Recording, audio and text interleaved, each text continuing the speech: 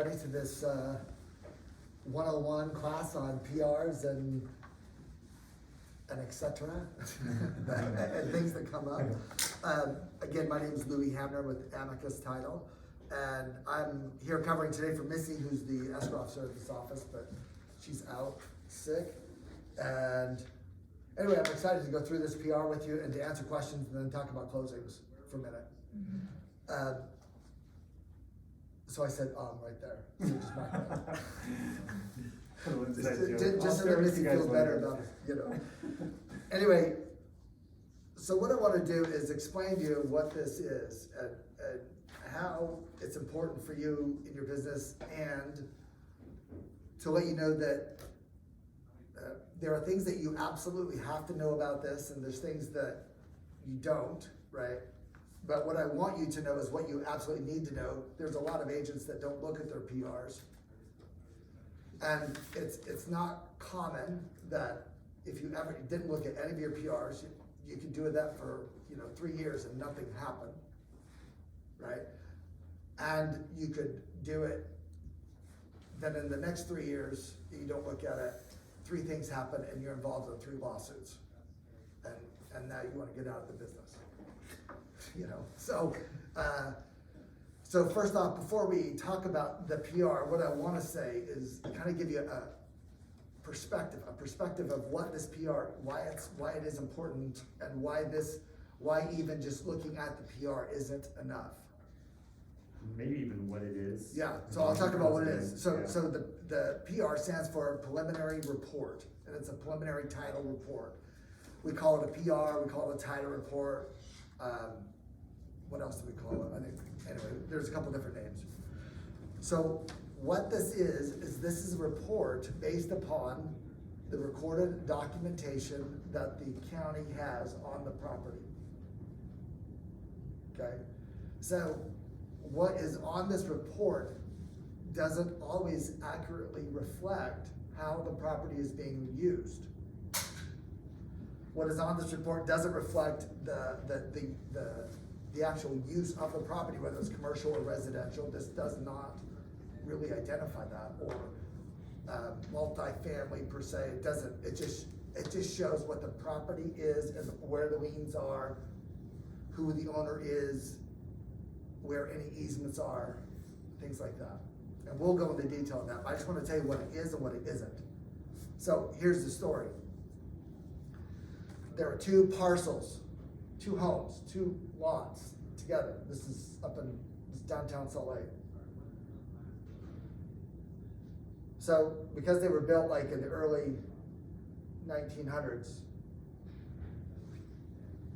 this neighbor, let's say neighbor B, wants to build a garage, because when the house was built there was no garage, but this is what happened. So he wants to build a garage, and he does not have access if he builds a garage, because his lot is big enough to build a garage, a separate garage, but he won't have access to it from the street,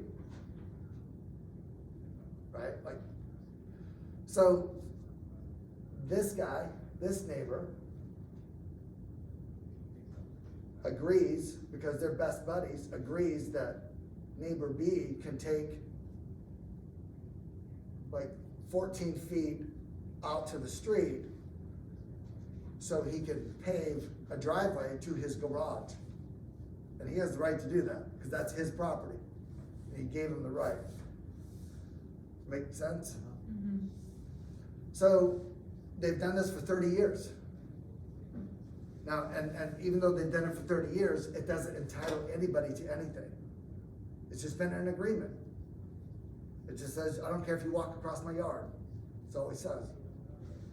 Now, so the real estate agent, you go out and you're gonna sell property B. And you see that there's a garage, one of the few homes that has a garage. It's a 2-car garage, has access to it, and it's perfect the way they built it.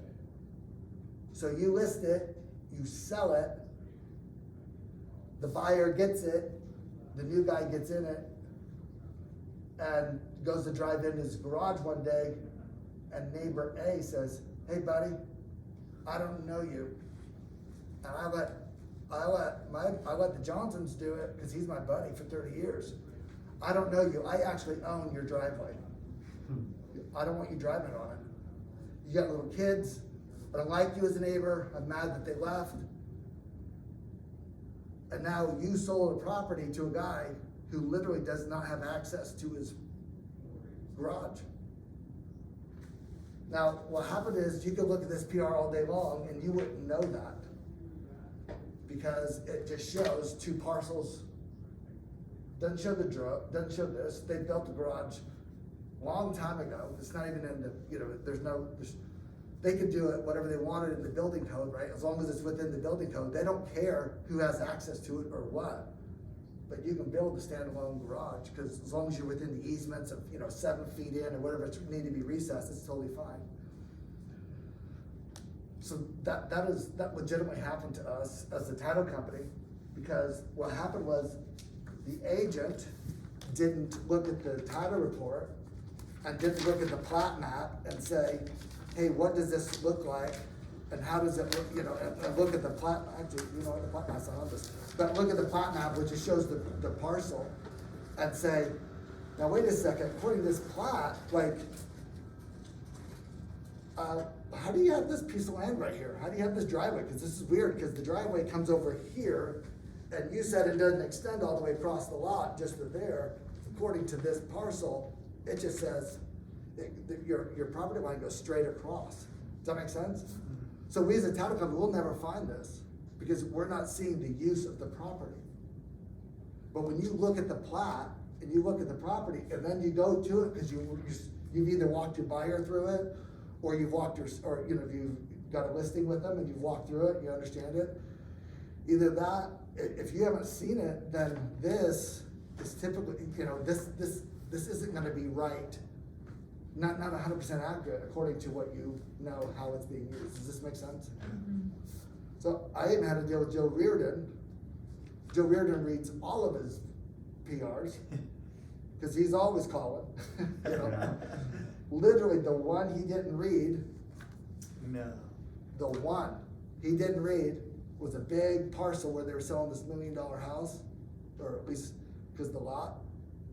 Well, what happened was they had 2 acres, and there was an adjoining subdivision that was being built. Well, the owner told this to Joe, but Joe didn't put 2 and 2 together. But what he said was, hey, by the way, I deeded a half an acre or 3/4 of an acre, whatever it was, like a half an acre of my property to the developer because they wanted it. Now, he told Joe he did it, but he did not do it yet. They had a contract, they were going to do it, but it hadn't been recorded at the county. So Joe lists the home, or I think it was the buyer. I can't remember if he's the buyer or seller. I think it was, let's see. I think it was on the buyer side. Yeah. No. It would be on the seller side because he's talking to the seller. Joe lists the home, and then what happens is the deed gets recorded.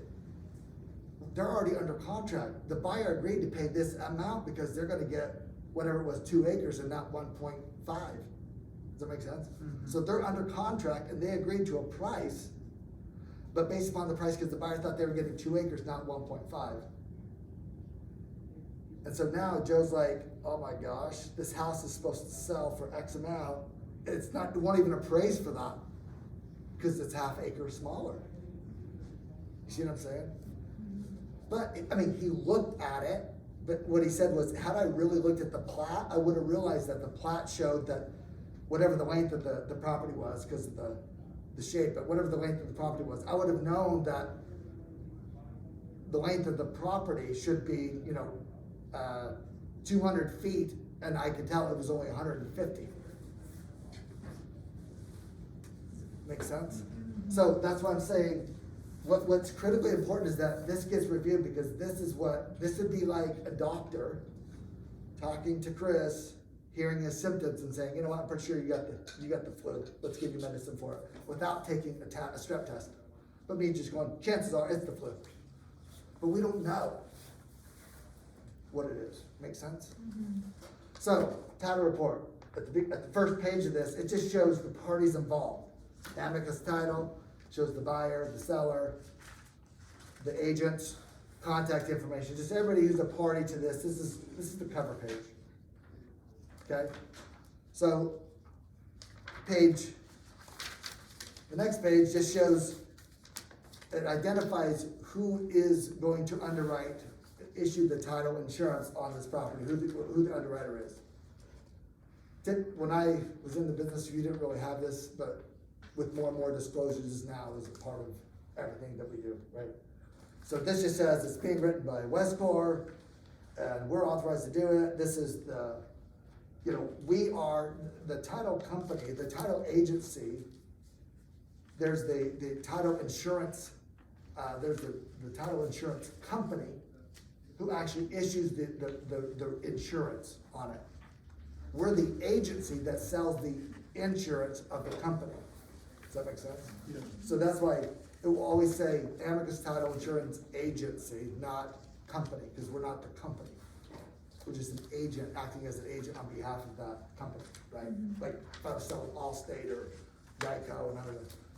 So, the next page, it just says conditions, and this is just very general. This, every time, it just says that these are the conditions to which we're issuing the policy. It's been underwritten that the insurance amount, that if there's arbitration, there's up to a $2 million arbitration. This is stuff you don't need to know. This is stuff you don't really, but it just shows it as a disclosure. So what we want to get into is section A of the title, of the preliminary report or title report, section A. So what section A does, section A identifies, who the proposed insured is. So the proposed insured is always the home buyer. This person, we're proposing insurance for this person who's gonna be buying the home. Okay, so then it shows the amount of the premium and the cost of that premium. And that's always gonna be the purchase price of the home. Right? So number 3 shows who is currently the owner of the property. That's important because when you look at your contract, you need to make sure that who's ever signing that contract, that they're legally able to sign the contract to sell the property. So what I would tell you is that if you ever see this and it's a business, a name of a business, XYZ LLC, you need to make sure that the agent had the correct people of the LLC sign on behalf of that. Because sometimes people are involved in an LLC or even a trust. They don't have signing authority, but they're a member, but they don't have signing authority in the operating agreement. You just need to make sure that they did that. And if you have it, you need to make sure that you're getting, and the escrow officer can walk you through that, but you would need operating agreement if it's an LLC. You need the full trust if it's in a trust. Because we need to determine for our underwriting that that person is authorized to sign on behalf of that entity. Make sense? Do you see that often, by the way? Yeah. Especially in trusts, family trusts. Yeah, see it or all when the there's time. multiple members, LLCs. Yeah, I had one where there was an LLC that had 3 LLCs in there, so I needed to get that LLC to say that there's 3 LLCs, and I had to get the operating agreement of those 3 LLCs saying they can all sign for that LLC for this one. Make sense? So something to note that if on a seller, we can only issue the check if it was a seller. Let's say this, you're representing the seller on this. We can only issue the check in the name of the seller or the entity that owns the property. So here's what often happens. I'm the owner of the company, just write the check to me. I can't, I have to write it to X, when you get your proceeds, I have to write it to XYZ LLC, I can't write it to Louis, I can't do it. Right? Or someone would say, it's in the name of the trust. Well, the trust is just really just me and my wife, can I just get the money? No, in the name of the trust. And that means that they have to have a bank account set up in that entity's name, otherwise they can't cash it. Make sense? So the minute, if you're doing that, if it's in the name of the business, your first question should be, do you have a bank account? If they're selling, right? Do you have a bank account that you can cash a check, because we need you to have one? Just, we'll catch that as it goes on, but just to note. So the number 4, what that says is it identifies the actual, the legal address of the property, the legal description. So there's 2 types of addresses to a property. There's the mailing address, the USPS address where they receive mail. Then there's the legal address or the legal description that describes which parcel that is in Utah. Make sense? Mm-hmm. So there have been times where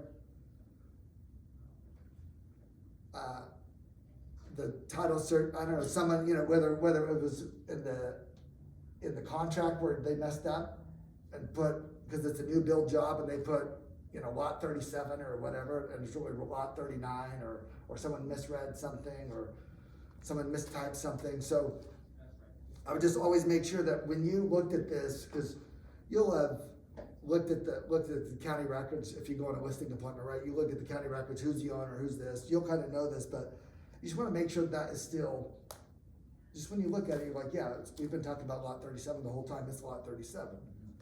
You just want to make sure that it's just double checking.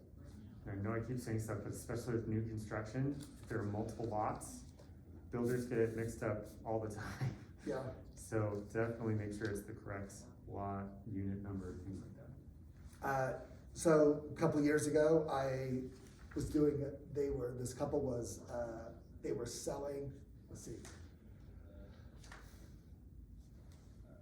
I can't remember. Oh, they were in bankruptcy. That's right. They were refinancing in bankruptcy, but this was with HARP, when HARP was happening back in 8, 9, and 10. Anyway, they were building a house in Saratoga Springs. Literally, they flipped the lot. They wanted lot 37. They got lot 38. Nobody caught it. Okay? They were supposed to be on lot 38, they got lot 37. This big raw piece of land, who cares? It's the same, if I'm standing here looking at the lake, or if I'm standing here looking at the lake, it's the same freaking thing, right? Mm-hmm. Nobody caught it, they built the house. And it wasn't until the house, they were doing the final inspection that they said, oh my gosh, we're supposed to have lot 38. Now, lot 38 was no different. The problem was, the owner of lot 38 said, I'm not switching it, I own 37, you built the house on my lot, thank you. Oh. And no lie, that's what he did. Oh my God. And the crazy thing is, even with that, I mean, where you said it's the same view, buyers say, nope, I want that view, like right there. If you think people will be understanding through it, typically no. Yeah, so one of the things that would, anyway, long story, but that guy said, the building supplier said, that's okay, we've leaned the house, we've leaned the property, do something with it. Anyway, legal battle, legal, all this stuff, wouldn't switch it. Even tried to say, we'll give you 50,000 to switch it. Nope, I want a free house. That's what he thought. Long story short, they went bankrupt. They had to file bankruptcy, trying to fight it. They never got it. It wasn't worth it. At some point, they're like, we just can't do it anymore. We don't care. And they filed bankruptcy, took a loss on everything, foreclosed on. It was crazy. So my point is that, and they were building their dream home. No lie. So my point is, it's important, especially new construction. If I was a new agent and I had not had a lot of experience, I would never do new construction without just going, hey, can you double check this? Is there anything like, can you look at this again? Because it's a little crazy, right? You just wanna make sure that you're protecting the client. Make sense? So section A of this just talks about who is being insured, in what amounts, and the property. It just identifies, again, the main actors in this transaction. Make sense? That's number one. So again, what you wanna make sure is the lot number, is the legal description correct? Is this the same property that we've been talking about? Okay? Is this the right signer? Are they authorized to sign it? Do I know who this person is? That's what you're looking for. Okay?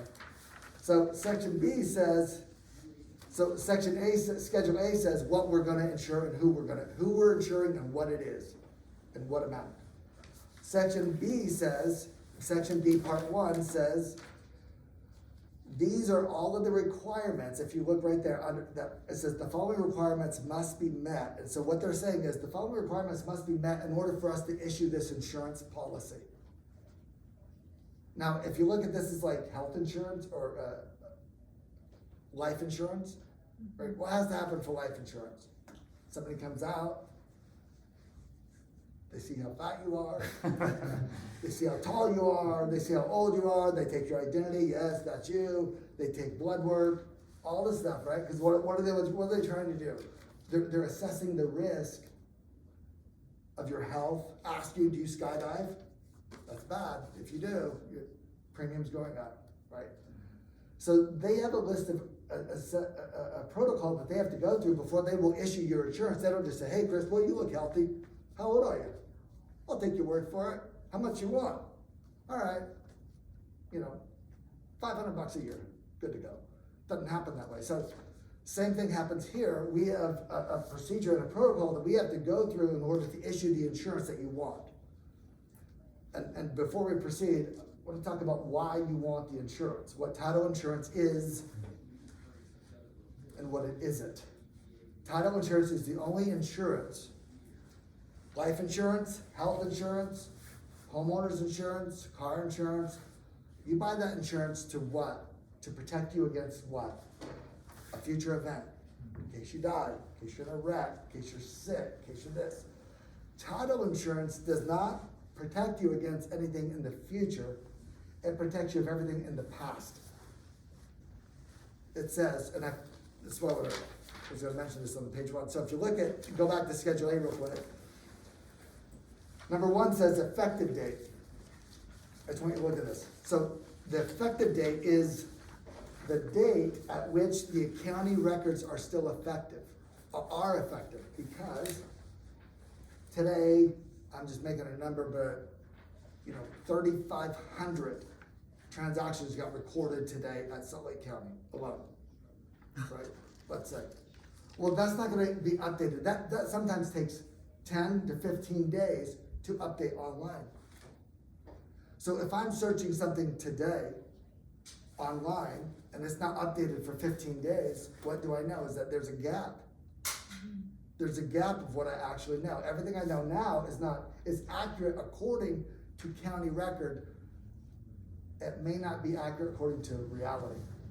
Because something could have been recorded that I don't see yet. Because it was recorded on the 8th or 9th or 10th or whatever, and I still haven't seen it. Does that make sense? Mm-hmm. So what happens is we have an effective date and we just say, typically, if the effective date is greater than 30 days, then a lender or somebody's gonna want the PR updated, and it should be updated. If you have a PR, you're doing a transaction at this effective date, and you ordered it, let's say, but not in this reality, but because things are going so fast, there's hardly any inventory, but let's say that you sat for 6 months or something, this PR should be updated every, at least, I would say,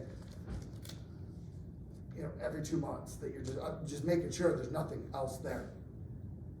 Right, if it just sat for a while. That's in another market, but not in today's market because it's going so fast that it's updated. I have a copy of this if you want it. Yep. Thank you. Tell me your name. Connor? Connor, Louie. Nice to meet you. Yeah, you too. So that effective date's important.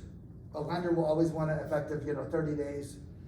Right now, Utah County, we're looking, somebody bought a house in January, and they want to know if that deed has showed up yet, and it hasn't showed up in Utah County on this parcel, it just hasn't recorded yet. It's recorded, just doesn't show up on the county records yet. They're like 6 weeks behind. I'm sorry, beginning of February. So it was like, they're 6 weeks behind, because here we are. So, just so that you understand effective date. So let's go back to Schedule B, Part 1. Schedule B, Part 1, A through L, just explains the things that we're gonna need to go through in order to insure the property, and this really never changes. This is always the same. It's always gonna say, A, pay the agreed amounts for the interest and the land and mortgage to be insured. These are just general things. So this is, again, Section B, or Schedule B, Part 1 requirements. That's not important for you. It's always gonna be there, right?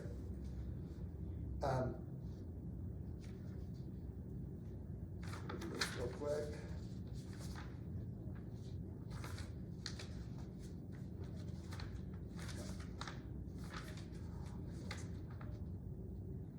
Okay, so if you go to Schedule B, Part 2, exceptions. So what Schedule A just says, we're gonna have to do all of these things in order to issue this policy. And when you read it, you're like, that's impossible, you can't do all of these things. And we're like, yeah, for sure, we know that. And what Schedule B, Part 2 is the exceptions to the requirements. So for example, what it says is, we're gonna make sure that this property is in first lien position. That there's nothing else owing on this property except property taxes. That's an exception, right?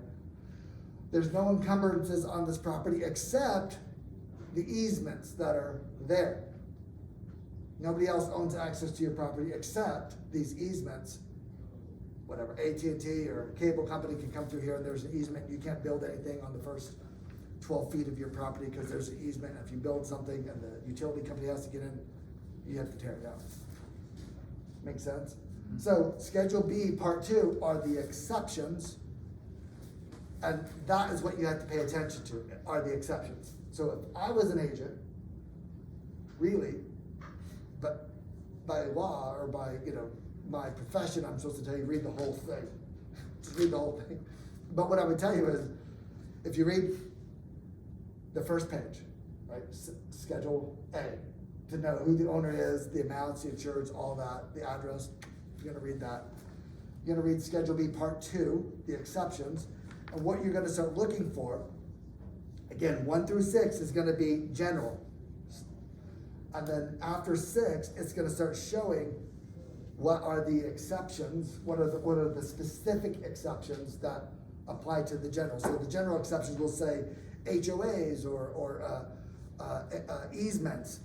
And then 7, then after number 6, number 7 starts with what the actual and real exceptions are. So number 7 says taxes. Taxes are now a lien, right? So taxes come due. Taxes are due in what month? November. Taxes are due at the end of the month in November, and they need to be paid in full or collected in full 60 days prior to it being paid. So in November. So if you look at it,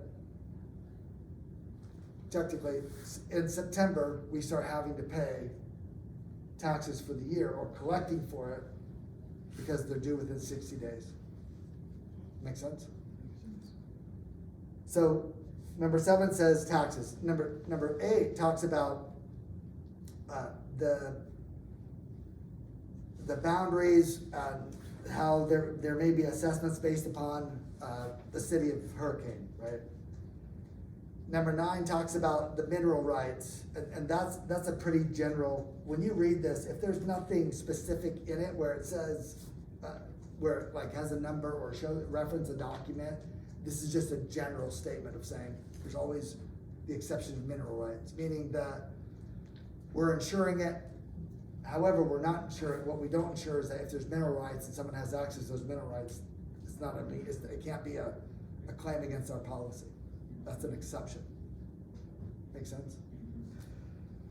So where it gets sticky is where it talks about the covenants, the declaration of covenants, conditions, and restrictions, so the CC&Rs. Okay? So whenever there's a recorded document, especially the CC&Rs, as an agent, when you look at this, because you could be buying the house, representing the buyer, and there's CC&Rs for things that the buyer wants to do to the property, they can't do it based upon the CC&Rs. And you tell them they can do it, and then they buy this house and they can't do it, they're like, you told me I could. So if there's CC&Rs, I'd always read them. Typically, what we always do is send the CC&Rs with the title report if we see that they're on there, because we want you to. However, you need to ask for them if you don't see them. I'm just saying, because you need to read this and go, I need to see those CC&Rs, I need to know them. Make sense? So if you look at, then it gives the recording dates of these CC&Rs and what the bylaws are. It's just all of those on the next page just shows the recording dates of it, what's happening. And sometimes when you get the CC&Rs, they can be 200 pages long, right?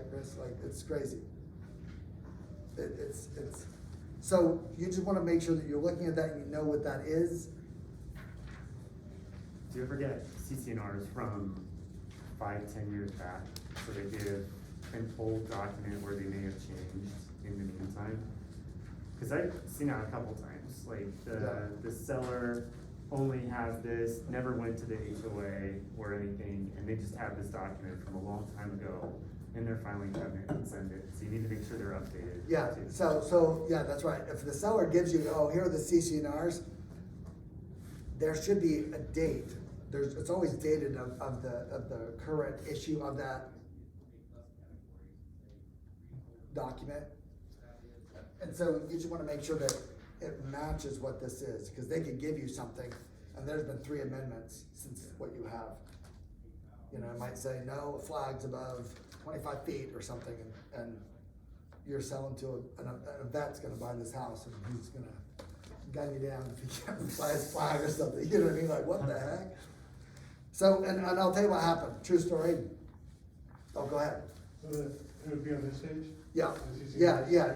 You see this at the bottom of, so when you go back to the number 2. Yep. Yep, it's the next page. The top part of it? That's Yeah, those are the recording. That's when it got recorded, right? Okay. See the dates, January 11, 2013, then the next one, July 15, 2014. So you said it shows the entry numbers and then it'll show up on the records? That's right. Yep. Okay. Yep.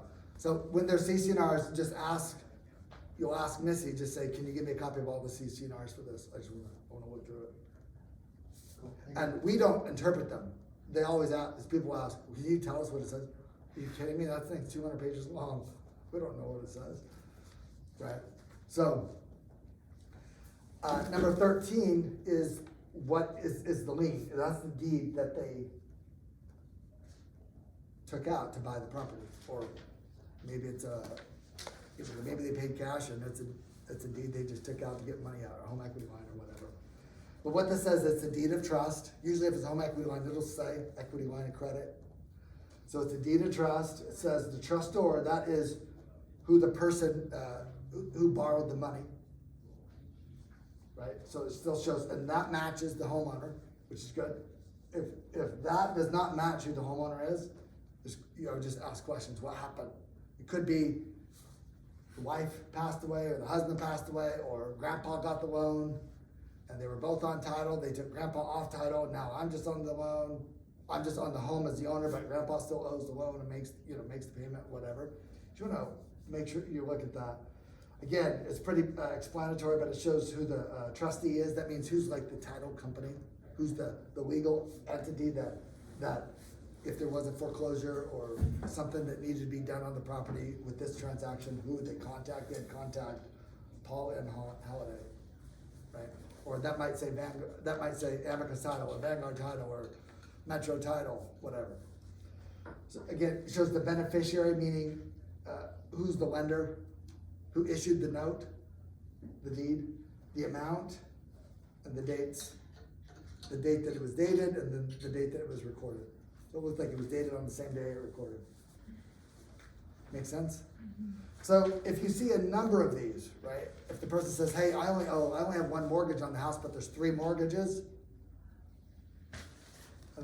And you'll see, this mortgage says 212, the next one says 250, and the next one says 290. Probably refinance, these other deeds just didn't get reconveyed off. They didn't get released at the county. So then there's some work that we would do as the title company to get those released, just to show that there's still just one mortgage. Makes sense? So this doesn't happen, it's not as bad anymore as it used to be, but after the deed, because what this is showing is, this is what's in first lien position right now. Utah is a race state. That means it doesn't matter if you have a second mortgage and a first mortgage and it says second and first. If you recorded the second mortgage first and the first mortgage second, the second mortgage is in first lien position. In other states, they're not considered a race state, meaning who recorded first. But Utah is a race state, so if those got transposed, there's an issue. They'd have to be re-recorded. So Utah's, anyway, so this just shows this is what's recorded on title, nothing else. Now, the thing that is missing on here, well, it shows it down here. If you look where it says note, right underneath that, it says judgments and public records have been checked against the following, and it shows the individuals, and it shows the seller of the home and the buyer of the home. So what that means is there's certain judgments that get recorded that can go against the property and be a lien. Okay? So what this means is that we check the judgments, and if it doesn't say that, just so you know, if it doesn't say that, let's say the 2 things could happen. Either the title company forgot to do it, or they did it and they just didn't write, they got mistyped or whatever. But if it doesn't say that, you need to call the escrow officer and say, hey, this wasn't searched for judgments. Sometimes if the property is searched before you have a buyer and then you get a buyer, we need to search for judgments again. But this shows who we looked at the county. We looked for judgments, lawsuits, pending legal transactions to see what's happening. Okay, so a couple things on this, which has nothing really to do with the PR, but just has to do something with this. If your brother,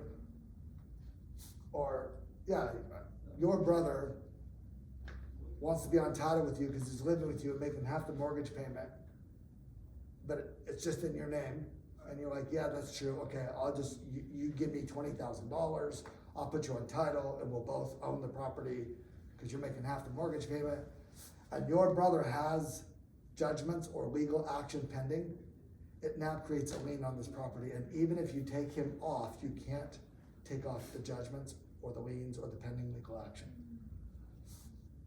I had a guy who married a second wife. She's like, I will not marry you till I'm on title. They get married, she's had bankruptcy, all this stuff, and now he's like, what? And they gotta refinance. I'm like, yeah, all these 13 judgments have to get paid off, and that's $14,000. She's like, I don't have that. Well, I'm not doing that, it's not mine, it's hers. I'm like, I know. And she's on title. Well, we'll take her off, doesn't matter. Now they're there. Because once your name's on the property, those judgments get attached to it. So anybody, if you're gonna put somebody on title, just know them really well. Check them out. Check them out.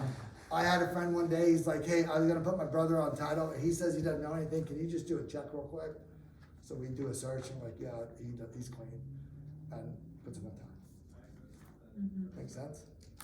So if you look here at the note also, it says that this property has been searched and done a 24-month chain of title. So what that means is we went back for 24 months to make sure that the homeowner, the owner of this property hasn't changed. It's still this person. So they know, and so that means if it doesn't have a date of when the homeowner took ownership of the home or was vested on title as on the home, you can assume it's greater than 24 months because there's no date. Now, why that's important is a lot of lenders, if a homeowner is selling the home, they want to make sure somebody's not flipping it for a reason they shouldn't be doing or whatever. So they want to know that for 24 months, this person has been on title. okay? So, and can you sell a house after you've owned it for 90 days or 60 days? 100% sure you can do that. The lender will just want explanation or understanding of what happened, what's the nature of the transaction, why did they get on title for 90 days and now they want off, and et cetera, et cetera. Make sense? So, for some reason, this was just not on there. I don't know why I didn't put this on here, but what would be on the back of this, or the next page would be the plat map, but it just shows, the plat map just shows, it's just a drawing of the boundaries of the property, right? And oftentimes you'll look at the plat map and it's not really meaningful until you see the property. That's where it becomes meaningful, because that's where you wanna match up, like, hey, because the plat map doesn't show where the house is on the property, but you just wanna make sure that the use of the property is the use. Especially downtown Salt Lake, because those properties are very scawampus, you know, they're not, it's kinda crazy, is that it'll tell you where their access points are on the property, on the plat. And if somebody has a garage, you're there and you're looking at it like, hey, you have this garage here, hey, there's no access, how do you get, what do you do? How do you get there, whatever, so you just wanna make sure that you're looking at that plat map and matching it up. Does that make sense? Mm-hmm. So what I would tell you is that on your first few transactions, I would say your first 20, at least, like, you wanna just read through this whole thing. And I know it sounds boring. I remember when I read through a whole deed of trust, and it, you know, 16 pages long or 17 pages long in some cases. It's just a bunch of, you know, legalese. But I wanted to read it just so that, I've read it a couple times just so that I would know for at least what is in that thing. So when people ask me, I could actually turn to it, they said, where does it talk about insurance? Oh, right here on page 4, it says right here, must be insured. Where does it talk about hazard insurance or hazardous materials? And right here on page 6, it says no hazardous materials on the property. I just want to be able to know it and be able to speak to it. Not that I understand it, but I understand enough that I can point out the main points, because sometimes people just want to, you know, have more confidence in what's happening. You don't have to understand it, but you have to know where it is. That makes sense? So in this, because you're supposed to review this PR with your client and say, hey, let's sit down, let's look at this together. Here's this, I looked at it.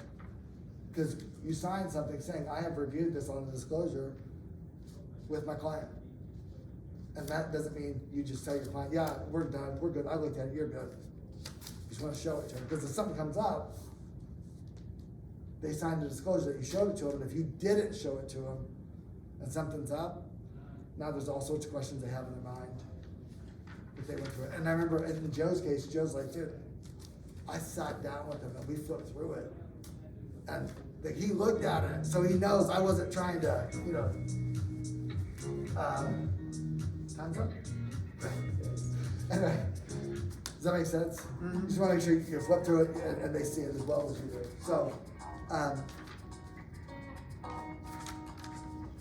you wanna make sure that when you look at them enough, that when you look at it, you know exactly what you're looking for. You're like, oh, I know what this is. I know the Schedule A, yes, yes, yes, to where it becomes second nature. This should take you no more, on your typical PR, I would say it would take you no more than less than 5 minutes to review it. But in less than 5 minutes, you might find that it's more complicated and you might have to review it for another 40 minutes. But within, honestly, I think within 3 minutes, you'd know. If you really looked at it and knew what it was, you're going, yep, there's that matches my contract, that's who signed it, the address matches, the lot matches, yep. They said they have only one deed, they only have one mortgage on the property, yep, that shows only one mortgage. The buyers of this, yep, those are the buyers, these are the sellers, that's good for the judgments, and you're done. Makes sense? So, I know that's a lot, but you're never gonna get it until you just start playing with it and walking through it. You could spend 5 hours and you would still not be any more confident than what you are right now. It's just a matter of practicing with it. However, so what questions or anything that you have on this I had one more thing to bring up, talk about, go ahead.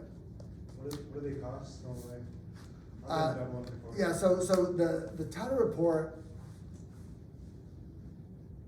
you order it when you have a transaction. Yeah.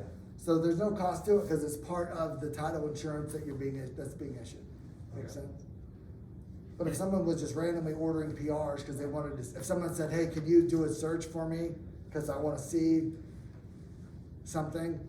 So the title report says, technically, it says if there's a cancellation, it's really weird, but it says if there's a cancellation of this, there's a $120 fee. Nobody charges it, it's just what it says, right? But if someone called me up and said, can you do a title report, cause I wanna see if I'm gonna buy this property, I charge them $250. Yeah. Cause there's nothing to me, I'm just gonna buy it, or they wanted to see it or whatever. There's no benefit to me doing it, so if you're gonna pay me for the work of doing it, it's gonna be $250 just to search the property. Yeah. Okay, cool. Thanks. Sometimes what they'll say is, hey, we're doing this transaction and this person owns another property in St. George, they need a full title report on that. I'm like, that's $250, because it has nothing to do with this, you're asking for validation or verification. Does that make sense? Yeah. So then, something like that. Any other questions? It's exciting seeing that. More not a question, but I just like was a little bit tickled looking at that PR. Yeah, oh, I know what I was gonna say. So, a friend of mine, an agent, or a neighbor, actually, is an agent, sold. They bought a home, they have little kids, and they wanted to build this permanent playground in the back, okay? We gave them the title report of this property, it was in a new construction area, right? And 6 months later, the homeowner goes to build this, cemented in playground, all this stuff, and they go to the city because they have to get a permit, and the city says, you can't build on that, there's an easement. And they have this huge backyard. The agent is upset because the buyer said, because the backyard, honestly, like the easement was like 22 feet. So I want you to think of this, like the backyard is ginormous, but that's because 22 feet of it is an easement. You can't do anything on it, you just get to mow it and you get to play frisbee on it, but that's about it. Makes sense? So he's livid, cause he just spent $500,000 on this property that he literally thought was the property he was gonna raise his kids in, cause he had little kids, and it's not. And they were gonna build a fence and they can't. And the agent's mad at me and blames it on me. I'm like, I issued you a title report, it says right on there. You can't read it? I don't know how would I know what he wants to do to it? Am I asking the buyer, like, hey, would you get plans for this? Cause I can see some easy, I'm not asking him these questions. Does that make sense? The agent, and I told this agent, I'm like, that's totally you needed to know that. I don't know what your buyer wanted to do with the property. How would I even begin to know that? And we disclosed it, right? And I told him, I'm like, that's no more than the seller disclosing that there's mold, and then you buy the house and there's mold, and you're like, hey, there's mold, you're in trouble. I'm like, I disclosed there was mold, you bought it. Does that make sense? Like, you just didn't read the disclosure. And I told the agent, I'm like, you didn't read this, that's evident, because if you did, you would have known it, and if you did read it, you didn't know what you were reading, and you should have asked. And because you didn't ask, he's upset. See that? So it's just important that what you don't know. And if you don't know it, then you gotta ask. Because people are putting their livelihoods, their life fortune into buying their dream home or whatever it is. Just maybe not even dream home, but just a home that's $500,000 or $400,000, whatever, hundreds of thousands of dollars. And they're trusting that you've read it, you know it, you're guiding them through it, and they're willing to put that money into it. Make sense? Any questions? Chris, did I miss anything? Anything you wanna like add to, or?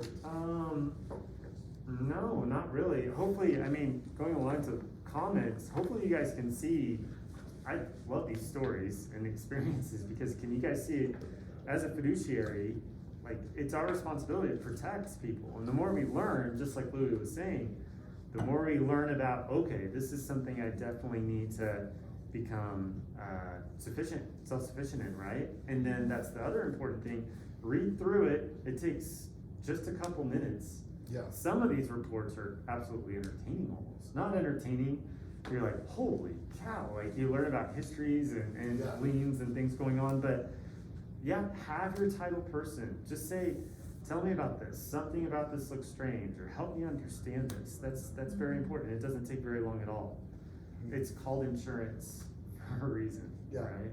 So, Yeah, like I said, I would say, you know, the first 20 transactions, you wanna review it, and if there's something that looks, or at least the first 5 with your escrow officer, just say, hey, I just wanna walk through this real quick. Yep, okay, I get it. Right, you're just seeing, and then you kinda get the flow of it or whatever, that you're looking through it, but you're in the habit of looking through it, cause anyway, I don't know if Joe's mad I said this, but like Joe was looking at a lawsuit of hundreds, thousands of dollars, you know, at least, I think it was like hundred and some thousand, $200,000. Because of that piece, you know, that piece of property. He was like, dude, I can't afford this. I'm like, I know. He's like, it was crazy. So, it's just important. awesome. Well, Louis, thank you very much, sir. Yeah. Thanks for coming out. Yeah. Hopefully you guys see this is where it's really important to have the right partner in title, right? I mean, I went through insurance. It's very different. I love how you said title insurance is looking backwards. Other insurance looks forwards, but in all situations, like having the right policy and the right people in your corner, like, yeah, in all situations with insurance, you wanna have the right policy, the right people in place too.